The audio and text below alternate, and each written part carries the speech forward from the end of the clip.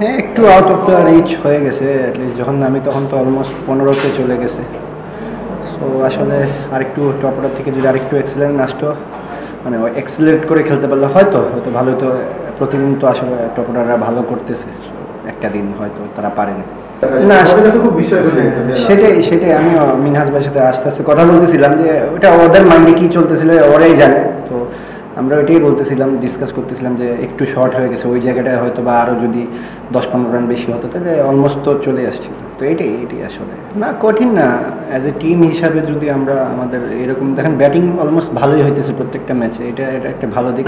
যদি বোলিংটা আরও কনসিস্টেন্ট হতে পারি তাহলে হয়তো ভালো চান্স থাকবে।